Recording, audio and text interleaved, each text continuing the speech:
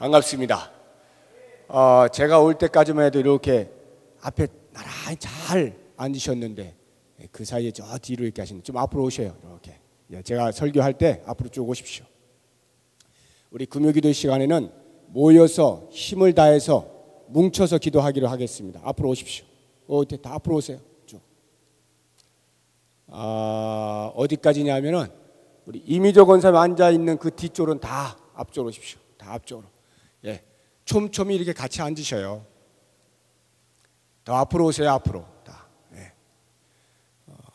나중에 찬양하고 할 때도 옆에 있는 사람 손도 잡고 할 텐데 혼자 멀뚱히 이렇게 있으면 그렇잖아요. 다 같이 이렇게 자리에 앉아서 이렇게 우리가 가족인 것을 좀 꼭 좀 확인하면서 그렇게 예배를 드리십시다. 자, 제 모습이 좀 많이 바뀌었죠. 보는 순간 웃음이 나오죠. 젊어졌죠. 이 세파에 시달린 우리의 영혼을 좀 평안케 하고 한번 웃음을 드리기 위해서 제가 일부러 과감하게 이렇게 머리에 손을 댔습니다. 오늘 말씀은 누가복음 11장인데 여러분 한번 찾아보셔요. 누가복음 11장에 이런 말씀이 나와요. 예수님의 제자 가운데 한 명이 누군지 모르겠어요. 12제자 중에 한 명인지 또 같이 다니던 70명 가운데 하나인지 정확히는 모르겠습니다만 그 한 명이 예수님께 말씀을 합니다. 우리한테도 기도 좀 가르쳐 주세요. 이렇게 질문합니다. 저기 세례요한을 보니까 그 세례요한은 자기 제자들한테 기도를 가르쳐 주던데 우리한테도 좀 기도 좀 가르쳐 주십시오. 이렇게 요청을 하니까 예수님께서 알았다 하고는 기도를 가르쳐 주시는데 제일 처음에 나오는 것이 2절에서 4절까지 주기도문 나오죠.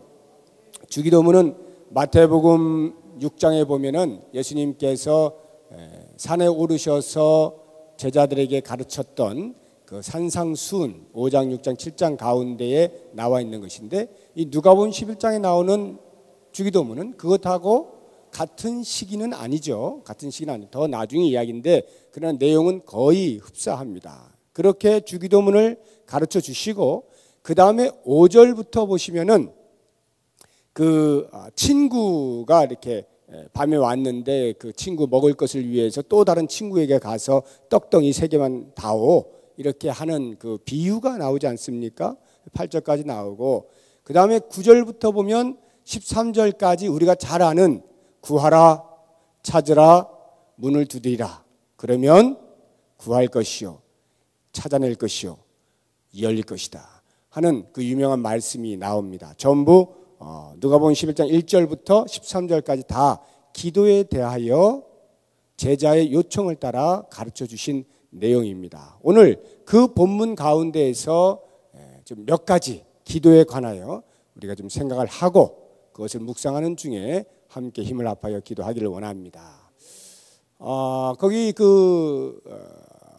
비유 있잖아요. 5절부터 8절까지 나온 비유 그 말씀을 한번 보고 그것을 중심으로 해서 앞뒤 이렇게 봐가면서 말씀을 드릴게요. 우리 5절부터 한번 같이 읽어보겠습니다. 8절까지 시작.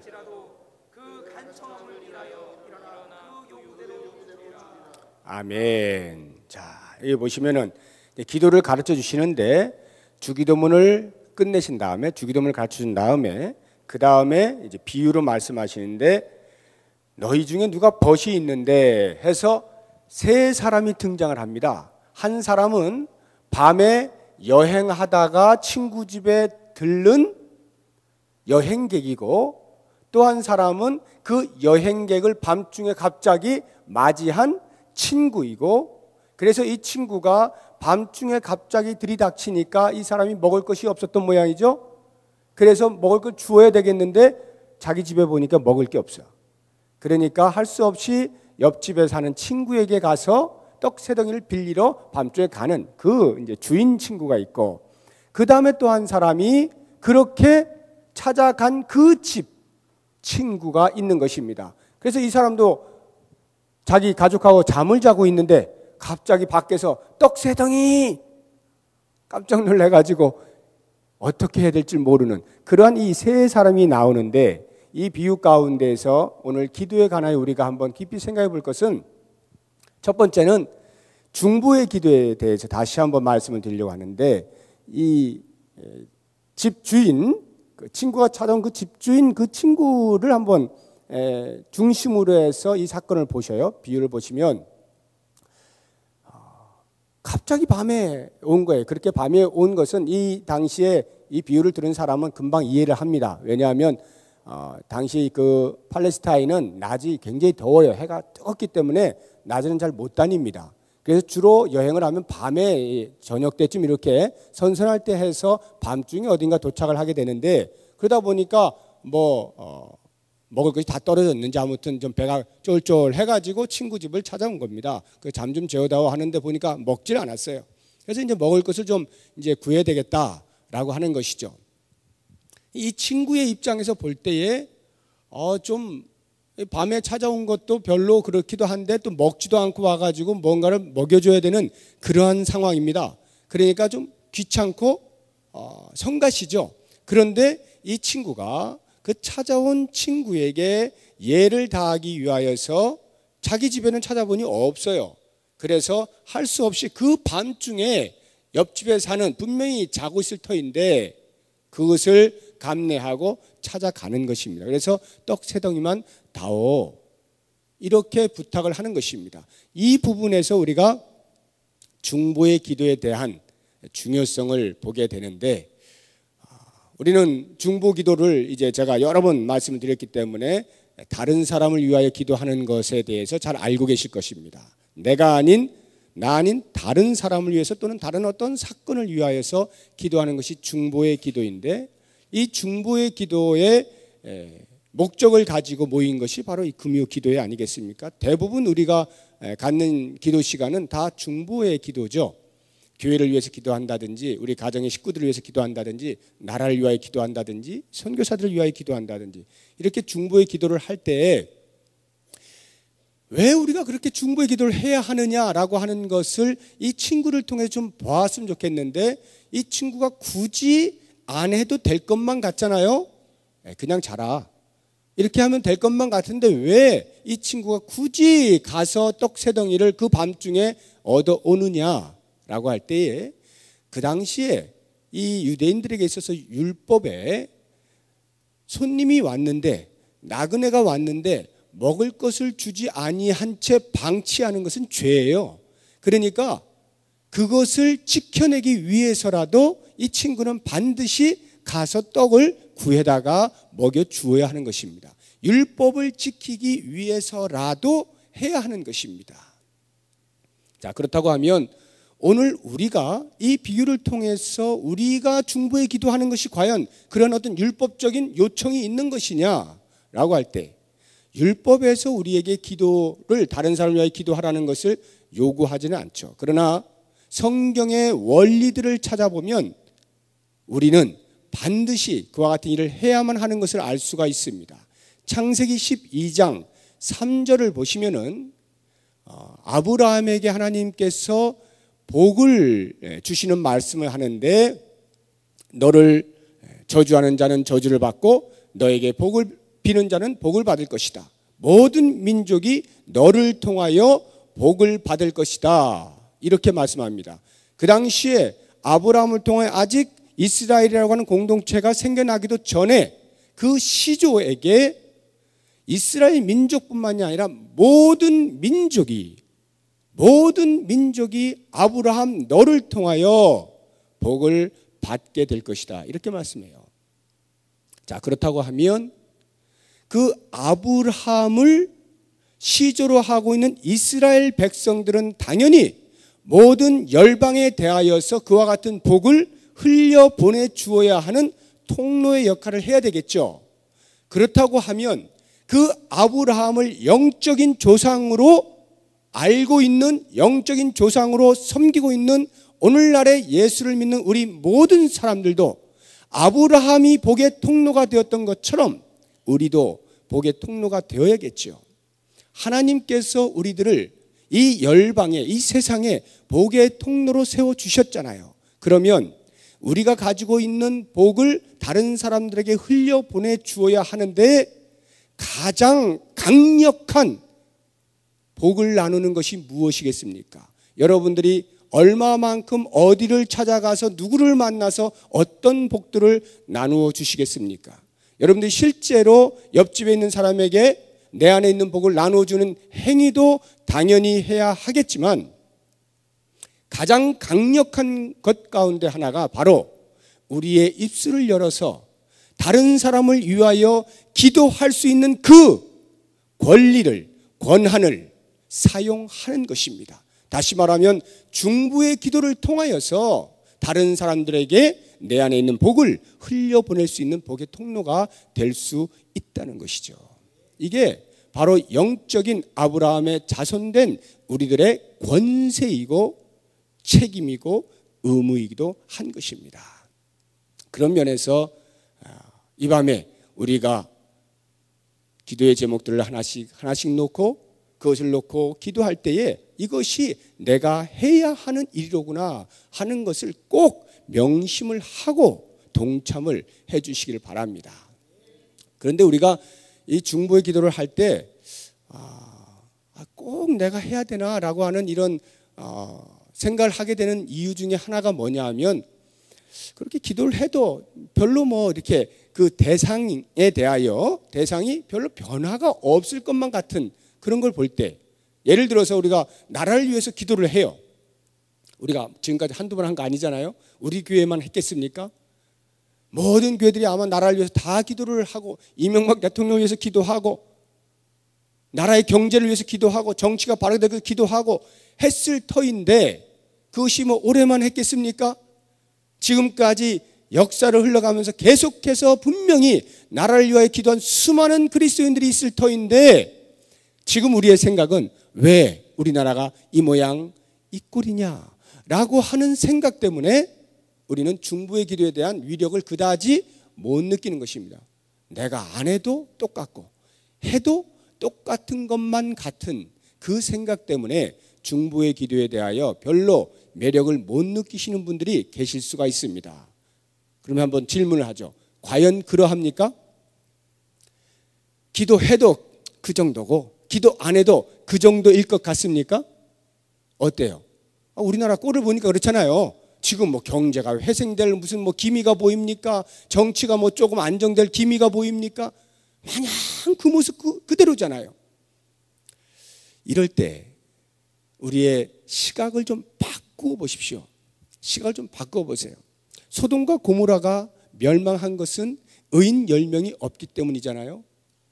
아브라함은 의인 10명 있을 줄 알았잖아요. 그래서 10명 정도는 분명히 있겠지 하고 거기서 이제 멈추고 찾았는데 없지 않습니까? 그래서 멸망을 당하지요.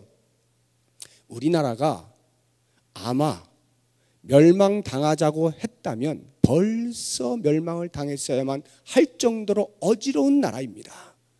그러면 시각을 바꿔보세요. 지금 우리가 중보의 기도를 할 때, 나라를 위하여 중보 기도를 할 때 아무 일도 일어나지 않고 아무 변화도 일어나지 않고 더 나빠져 가는 것만 같은 모습을 보는 순간에 눈을 바꾸어서 생각하면 그 기도를 하지 않았다면 벌써 우리나라는 흔적도 없이 되었을 수도 있다는 것입니다. 그것을 깊이 생각하시고 오늘 내가 내 민족을 위하여 기도해야 할 사명이 있는 것, 이것이 바로 중보 기도자의 자세입니다. 이 밤에 그러한 마음으로 기도 제목을 따라 중보의 기도를 열심으로 같이 동참하길 바랍니다. 두 번째를 생각해 보시면은 이 벗이 그 친구에게 이제 떡덩이를 빌리러 가잖아요. 그런데 이 말씀을 보면 참 재밌는 대사가 나와요. 이제 비유인데 7절을 보세요. 그가 안에서 대답하여 이르되, 이제 그 떡을 주어야 할 그 친구를 말하는 거예요. 그가 안에서 대답하여 이르되 나를 괴롭게 하지 말라. 문이 이미 닫혔고 아이들이 나와 함께 침실에 누웠으니 일어나 내게 줄 수가 없노라 하겠느냐?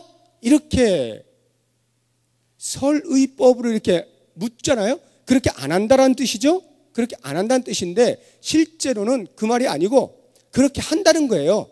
밤중에 찾아오면, 친구가 찾아오면 그렇게 한다는 것입니다. 야, 무슨 밤에 오냐? 잠 좀 자자. 우리 애들 다 깨겠다. 소리 좀 지르지 마라. 그냥 조용히 가서 잠시 자고 있으면 내일 아침에 내가 줄게. 이러는 것이 정상이다라고 하는 것입니다. 그 다음 절 보세요. 8절 보시면 내가 너희에게 말하노니 비록 벗됨으로 인하여서는 일어나서 주지 아니할지라도, 이게 바로 그 말이에요. 친구 관계에서는 안 일어난다는 거예요. 야, 내일 와라. 이렇게 할 수 있다는 거예요. 그만큼 무례한 행동이라는 것이죠. 그러니까 안 일어난다는 거예요. 그런데 그 간청함을 인하여 일어나 그 요구대로 주리라. 어떻게 그럼 그 떡덩이를 받을 수가 있었는가? 그것은 간청함을 인하여, 그 전 번역에는 강청이라고 나오죠.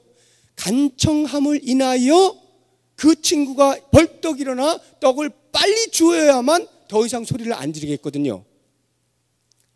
그래서 이 간청함이라고 하는 것을 보면 영어 성경에 보면 이 번역이 이제 단어가 아주 다양한 단어들로 이렇게 나와 있어요. 킹 제임스 버전 같은 데는 끈질기게 요청함이라고 하는 단어를 썼어요. 끈질기게 요청한다. NASB라고 하는 영어 번역본을 보시면은 집요하다, 집요하게 물고 늘어졌다 라고 하는 그런 단어를 썼습니다. 이 간청에다가. 우리가 가장 많이 보고 있는, 여러분 혹시 가지고 계신 NIV를 보시면은 거기는 볼드니스라고 해가지고 이 번역을 어떻게 해야 되나? 이 뻔뻔스럽게, 예, 아주 그냥 당당하듯이 뻔뻔스럽게 이렇게 말을 한다라고 하는 것으로 번역을 해놨어요. 그럼 여러분 한번 이런 그 번역들을 쭉 이렇게 염두에 두시고 한번 생각해 보세요. 간청함을 인하여 어떻게 했다는 것입니까? 뻔뻔스럽게, 끈질기게, 집요하게 그렇게 요청을 했다는 거예요. 한 번 안 일어나, 두 번 안 일어나, 세 번 될 때까지 계속 간청했다라고 하는 것입니다. 우리가 볼 두 번째 기도는 간청하는 기도입니다. 최선을 다하여 간절히 기도하는 것을 말해요. 간절히 기도하는 것. 우리의 기도에 이와 같은 간절함이 있어야 합니다. 그냥 지금 기도하는 시간이구나, 기도하자, 이게 아니고 지금 목적을 가지고 기도하는 것 아닙니까? 목적을 가지고 구하는 거잖아요. 떡 세 덩이를 얻어야만 되겠잖아요. 그것을 위하여 간절히 기도하는 것입니다. 누가복음 18장에 보면은 비슷한 내용의 또 다른 비유가 나오죠. 그 과부와 불의한 재판관의 비유 나오지 않습니까? 거기를 보면 제일 1절에, 18장 1절에 그 비유를 말하기 전에 뭐라고 말을 하고 있냐면은 항상 기도할 때에 항상 기도하고 낭망치 말아야 할 것을 가르치기 위하여 비유로 주시는 말씀이 그 과부와 불의한 재판관의 비유입니다. 항상 기도하고 낭망치 말아야 할 것, 낙심하지 말아야 할 것, 다시 말하면 끈질기게 계속하여 기도하는 것을 말하는 것입니다. 여러분들에게 아니면 우리 교회 전체가 가지고 있는 기도의 제목이 있습니까? 누구를 위하여서 또는 무엇을 위하여서 기도해야 되는 내용이 있습니까? 한 번 하고 지나가고 잊어버리고가 아니라 그 기도가 응답되어질 때까지 간절하게 기도하는 것입니다. 간절하게. 그것을 위해서 더 부연 설명하기를 9절부터 구하라, 찾으라, 문을 두드리라. 뭘 말합니까? 기도에 열정을 품으라는 것이죠. 열정을 가지고 기도하라는 것입니다. 구하라, 찾으라, 문을 두드리라, 다 같은 말이에요. 기도하라는 말에 다. 그걸 세 번이나 다른 용어를 써가면서 계속 반복하여 이야기하는 것은 그만큼 기도에 열정을 가지고 기도하라는 것입니다. 열정을 갖는다라고 하는 말은 우리가 기도할 때 기도의 행태가 땀을 뻘뻘 흘리면서 두 손을 들고 큰 소리로 그렇게 열정적으로 기도하는 것도 되지만 거기에 더하여서 우리의 마음이 그 기도를 할 때 이 기도는 반드시 하나님께서 들어주신다라고 하는 응답에 대한 열망을 가리켜서 열정이라는 거예요. 하나님께서 응답하신다라고 하는 열망을 가지고 계속하여 구하고 찾고 문을 두드리는 것입니다. 이게 간절히 기도하는 거예요. 이 밤에 그렇게 기도하는 우리의 온 몸과 마음을 다하여서 하나님이 응답하실 것에 대한 간절한 소망을 가슴에 품고 기도할 수 있는 기도의 시간이 되기를 바랍니다. 이제 마지막으로 한 가지 말씀을 드리고 마치겠습니다. 이 모든 것들보다 오늘 저는 이것을 말씀을 드리고 싶은 것인데, 기도라고 할 때 예수님께서 가르쳐 주신 것 가운데 우리가 꼭 놓치지 말아야 하는 이 마지막 세 번째, 이것을 기억하십시오. 그게 뭐냐면 기도라고 하는 것은 지금까지의 이 말씀에 의하면은 우리가 아는 것에 대하여 응답을 받는 통로로서만 기도가 생각이 되기 쉽습니다. 우리의 마음에 가지고 있는 소원들 또는 누군가를 위하여 기도하는 그 기도의 제목이 반드시 하나님 앞에 들어 응답되기를 소망하는 것으로서의 도구로 기도가 인식이 된다는 거예요. 그런데 오늘 예수님께서 가르쳐 주신 것은 사실은 그것을 훨씬 뛰어넘는 이야기입니다. 그게 뭐냐 하면 주기도문을 한번 보십시오. 2절에 예수께서 이르시되 너희는 기도할 때 이렇게 하라. 아버지여 이름이 거룩히 여김을 받으시오며. 자, 여기 보면 처음으로 제자들에게 기도를 가르쳐 주실 때에 아버지여, 그 산상수훈에서 마태복음 6장에서는 하늘에 계신 아버지여 이렇게 나옵니다. 이것은 아버지여 나오는데 저는 이게 훨씬 더 강력한데요. 무슨 말인가 하면 지금 예수님의 제자 가운데 한 명이 예수님께 나와가지고 세례 요한도 자기 제자들한테 기도를 가르쳐 주는데 예수님도 저희한테 좀 기도 좀 가르쳐 주시죠. 이것 아니었습니까? 그래서 가르쳐 주는 첫 마디가 아버지요 이거거든요. 자, 여기에 아주 비밀한 것이 있습니다. 뭐냐 하면 세례 요한이 그 제자들에게 가르쳐 준 기도라고 하는 것이 뭐냐 하면 세례 요한이 활동하던 당시에 세례 요한을 중심으로 한 세례 요한 공동체가 있습니다. 이 공동체가 얼마나 큰지 모르겠습니다만 추종하는 세력과 함께 공동체가 있어요. 그러면 이 공동체가 그 정체성을 갖기 위하여서 하는 것 중에 하나가 뭐냐면 바로 이 공동의 기도문을 놓고 그거를 제자들이 가르쳐서 함께 기도함으로써 우리는 하나된 공동체요 라고 하는 인식을 강화시키는 것입니다. 세례 요한이 가르쳐준 기도는 그러한 기도예요. 공동체를 강화시키는 의미에서의 기도. 그런데 이 제자가 예수님, 우리도 지금 공동체 있잖아요. 예수님을 추종하는 많은 사람들이 있잖아요. 그러니까 우리도 좀 그러한 공동체처럼 우리도 좀 정체성을 확립합시다. 기도문 좀 가르쳐 주시죠. 이거거든요. 그러한 제자에 대하여서 예수님께서 가르쳐 주시는 첫 마디가 뭐냐 하면 아버지요. 이 아버지라고 부르는 것은 그 당시로서는 가히 혁명적이라 해도 과언이 아닙니다. 왜냐하면 구약시대에 구약 성경을 통해서도 하나님께서 이스라엘 백성들을 돌보시는 그러한 삶의 모습들을 보면 아버지와 같은 모습들이 있어요. 찾아볼 수 있습니다. 그런데 놀랍게도 유대인들은 단 한순간도 하나님을 아버지라 부르지 않습니다. 어떻게 부르느냐? 엘로힘, 전능하신 하나님 또는 여호와, 야훼 하나님, 야훼 하나님 이렇게 부르지 아버지 이렇게 안 불러요. 이 아버지라고 번역된 것이 아람어의 아빠라고 하는 것이거든요. 아빠. 헬러는 파테르인데 이것을 아빠를 파테르로 이렇게 번역해서 아버지요, 우리 한국말로 아버지요 이렇게 했거든요. 이 아버지라고, 하나님을 아버지라고 부른 것은 예수님이 처음이에요. 그러니까 그 당시에 그 제자들에게는 파격적인 소리인 것입니다. 아니, 하나님 그 거룩하신 분을 아버지, 그 아빠라고 하는 아람어는요 말 그대로 아빠예요. 아빠. 어린아이가 아버지 부를 때 부르는 아빠 있잖아요.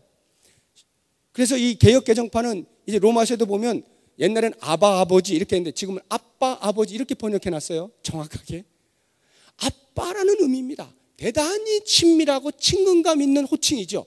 예수님께서 하늘에 계신 하나님을 부를 때 아버지요, 이것은 무엇을 말하느냐 하면, 기도라고 하는 것은 무엇을 얻기 위하여 또는 공동체를 강화하기 위하여가 아니라 그 무엇보다 먼저 하늘에 계신 하나님과 나의 관계가 무엇인가를 알고 그 관계에서의 교제를 하는 것이다. 이걸 가르쳐 주는 거예요. 기도는 교제입니다. 하나님 아버지와 아들 된 내가 교제하는 것이 기도예요. 이게 바로 아버지야라고 하는 말 속에 들어있어요. 뒤로 돌아가 보십시오. 맨 뒷부분을 보시면은 구하는 이마다 이렇게 쭉 나오죠. 11절 12절 너희 중에 아버지 된 자로서 누가 아들이 생선을 달라 하는데 생선 대신에 뱀을 주며 알을 달라 하는데 전갈을 주겠느냐. 이 땅에 있는 아버지를 예를 듭니다. 이 땅에 있는 아버지가 누가 생선 달라 하는데 뱀을 주겠느냐. 뱀은 유대인들이 제일 싫어하는 거예요. 생선, 맛있는 생선 주세요 하는데 구워놓으면 비슷해 보이는 그 뱀을 덜렁 주면서 야 생선이야 이렇게 하는 아버지 있느냐는 거죠. 없다는 거예요. 누가 알 달라는데 계란 후라이 좀 해주세요 하는데 전갈을 주면서, 이 전갈이 움츠리면 이 계란하고 비슷하게 생겼거든요. 동그랗게 되거든요. 알을 주면서 말이죠. 그 전갈 주면서 야 계란이야 이렇게 하는 아버지가 어디 있느냐는 거예요. 세상의 아버지가 아무리 악해도 도둑놈, 사기꾼이라 할지라도 자기 자식에만큼은 좋은 거 주려고 하는 것이 아비의 심정이라고 한다면 하물며 하늘에 계신 너희 아버지께서 어찌 좋은 것으로, 여기 누가 보면 성령을 주시지 않겠느냐 이렇게 나오죠. 이 땅의 아버지도 그렇게 한다면 하물며 완벽하신 당신의 자녀들을 부르시고 자녀 삼으시고 좋은 것 주시길 기뻐하시는 그 하나님께서 어찌 속여가면서 이거 주세요 하는데 딴 거 싹 주면서 놀리고 이러실 하늘에 계신 아버지가 아니시다라고 말씀을 함으로써 기도라고 하는 것은 무엇을 얻어내는 것의 통로가 아닌 하늘에 계신 아버지와 자녀가 교제하는 것이다. 그러니 그 교제 가운데서 그 아버지께서 어찌 가장 좋은 것을 주시지 않겠는가. 우리가 이 사실을 알게 되면 우리의 기도하는 행위들은 더 이상 무거운 짐으로써 끙끙거리고 율법을 이루어내야 하는 그 무엇으로서, 성도라 가면 반드시 기도를 해야 한다니까 해야만 하는 그 무엇으로서가 아닌 그 무엇보다 가장 우선순위를 두고 가장 먼저 달려나와서 무릎을 조아리고 아버지 외칠 수 있고 아버지 찾을 수 있고 아버지 부를 수 있어야 하는 것, 이것이 바로 기도라는 거예요. 이 밤에 여러분들이 이제 마음을 다하여 간절한 마음으로 우리의 이웃을 위하여, 민족을 위하여, 세계 선교를 위하여, 우리 교회를 위하여, 우리의 가정들을 위하여 간구하실 때 그 무엇보다 짐으로가 아니라 하나님 앞에 자녀의 모습으로 아버지 부르면서 그 좋은 것 주시기 기뻐하시는 하나님을 상상하시면서 그 하나님으로부터 응답을 받는 놀라운 기도의 밤이 될 수 있기를 주의 이름으로 축원합니다. 기도하겠습니다.